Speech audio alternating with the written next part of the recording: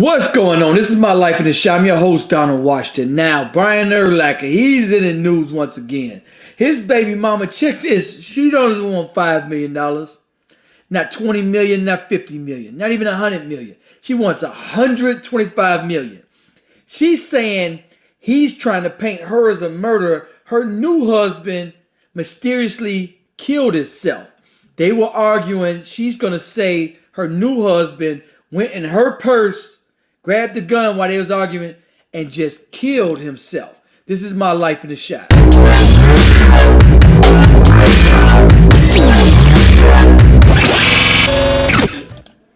Now, Brian Urlacher, one of Chicago's most famous and best defensive players. Man, when Lovie Smith, when they went to the Super Bowl 2006, he won Defensive Player of the Year. I'm going to bring y'all Brian Urlacher's story. This is him. This is Brian Urlacher here.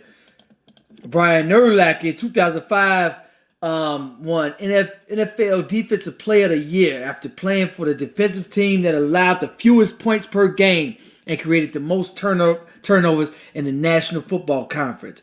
Urlacher himself recorded at least 10 tackles in 6 consecutive games, while finishing the season with a high of 121 tackles. He was also credited as one of the team's leaders who audibles and experience helped develop several young teammates. Urlacher led the Bears to an 11-5 record, marking their best finish since 2001. Urlacher played his second career playoff game against Carolina Panthers in January 15, 2006. He recorded 7 tackles. Man, Urlacher's amazing. The team continued their journey in 2006, finishing 13-3 during the season. Urlacher had one of the best performances of his professional career against the Arizona Cardinals. He helped them overcome a 20-point deficit. Urlacher, during that 2006 season, man, they led the fewest points in the NFL. Amazing year. Amazing. 20, 15, 10, 5. Are you kidding me? Touchdown. Defensive touchdown. Number 2. Peter Tillman, 40 yards. And for Favre. Looks over the defense. Blitz is on. He sets the throw. And it is picked up by Urlacher. Running right of the 40. There's nobody around him. Brian Urlacher coasting down the right sideline. 20, 10, a Sunday stroll to the end zone. Brian Urlacher, touchdown! Brian Urlacher. So now I'm gonna bring y'all a little information about her. Check out her. Her name is Tyna Robertson. That was her name before she got married. Check this out. They're gonna say Brian Urlacher's baby mama, Tyna Robertson, had $11 million judgment filed against her for making false sexual allegation against the guy, the Lord of the Dance, Michael Flattery. Yeah, think about that for a second. In 2008, she made a plea in court to bar Urlacher from seeing their son. Understand this. A woman that denies a good father, a good man, or any man from seeing their son. Now, again, unless it's some molestation or abuse, that is the lowest person on the planet Earth. Especially coming from the black community. 90% of our children are looking at no fathers in the household. Now, this situation is different. There's a mixed child. However, if you care for your children, you would make sure they have a good father in their life. You know that these children are 50 to 100 times more likely to be addicted to drugs without a father. 75% chance of going to jail. Like a 80% chance of dropping out of school. Depression, suicide, you name it. Every negative statistic, that is the lowest person on the world. I think the death penalty needs to come to people that try to prevent fathers from seeing their children. I'm against the death penalty, but molesters and women and whoever who try to keep their other parent from seeing their children just because you think it's funny, just because you want to get back at him or her, and just because You got a personal vendetta. You don't want the other parent to see their own child just because. That person should definitely get the death penalty. That is the lowest form of person on the planet Earth. How can you keep a father, how can you keep a mother away from their child? No way. Ain't no way. That's the lowest form of life form. Now, what is she doing? She won $125 million. $125 million. Check this out. The mother of Brian Urlacher's 12-year-old son claims the ex-NFL star had conspired with attorneys and the new reporter to paint her as a murderer. And now she's suing for $125 million. The woman behind the suit is Tyna Karageorge or whatever. She used to be Tyna Robinson. How she changed the last name when she got married. Who had a child with Urlacher in 2005. She later remarried a guy named Ryan Karageorge or whatever, who died from a gunshot wound to the head December 2016.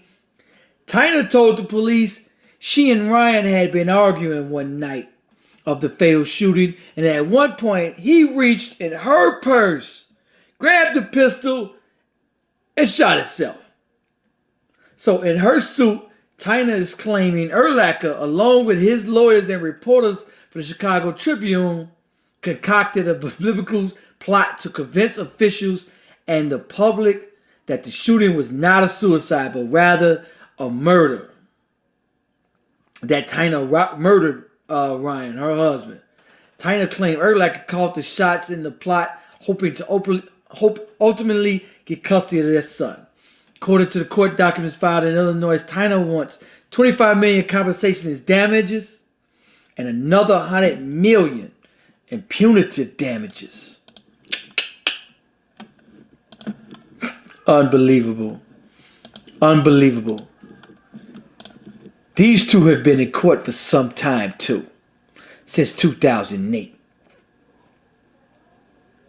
Since she was trying to just take custody away from him. She didn't want to let him see his son, so she figured, and she still don't want to see his son. And they're going to continue fighting. How many times do we see this? How much do we see mothers trying to keep a father from their children? That burns me up. I got a lot of friends, if not all of them almost, going through this same crap. Going to court because the mother just doesn't want him to see. But they want that money though. They want that child support. That's why I'm against the child support system. Because without the child support system, you have to make it work with that other person. Now, instead of getting him, you set for life. You ain't never got to work again. And you still want another $125 million. Really, why don't you try working like everybody else does? And now, without the child support system, now you have to make it work. You have to get along with that person. Now the child gets to see both parents making it work. Now it's more likely that child would be the Harvard graduate. High self-esteem. You know that a child is destroyed without a father. You know that. It's proven fact. Fact. Without a father, you destroy your child. How can you say you even care for your child if you're trying to keep your child away from the father? Without the father, your kid is 90% chance of failure. And on these cold, hard streets, in this cold world, you're trying to tell me that you could raise a child without a father by yourself, women, men, single parents? Really? That's why I'm against the child support court. A man should definitely take care of his child financially. No question. No question. But with this system, that's all you see is malicious. Now, sometimes some people need it. Don't get me wrong. There's guys that been given 2, 3, 4, 5 years worth of chances, and he still don't step up. Those cats need to be on it. However, even then, I ask people from other countries, excuse me, I want to ask a question. Now, at the time I was filming a documentary, and I was asking them, flat out, Indian, Arab, everybody, Nigerians, everybody that don't have a child support, excuse me, and in fact, even people 75 plus that grew up without child support. I asked them, excuse me, what do y'all do without child support? They look at me, they laugh. That's the dumbest question on the planet. They think that's like asking, excuse me, do you walk into a wall? They say, I can't just lay down with random people and different people that's going to run off. No. I had to get married and make it work. What no child support to go just skip out, leave them, and get them home. No. You got married, you had to make it work. You put your right fist in the right hand in the air and swore to God that you to death do us part. Then a year later, you talking about you want to leave. It didn't work like that back then. Don't work like that in other countries. Because you can't get child support. You got to make it work. Everybody that's 40 plus, parents, 91% of them grew up, two-parent households, and all of them stayed married 45, 50 years. All of them. Most of them anyway. And that's the reason why. There wasn't no child support to get on. Wasn't no welfare to get on. For one, you had to lay down with a great guy, and you had to make it work. You had to make it work. Not saying that, now that's mandatory, and you got to, if he's fucking up this, that, and the other, but this child support court is a disaster. It's a tragedy, man. So, and they've been in court. The child is every bit of 12, and they've been in court since he was 2. Jeez. And we're talking every month type of stuff. Court. Every month. I know cats that been in court same year, 8 years since the child is 1, 2 years old. 8 years, 10 years. Some people stay in court till the child damn near 18, trying to fight for custody, fight for some right just to see their child. It's a tragedy, man. Anyway, man, 125 million. I hope she don't see a penny.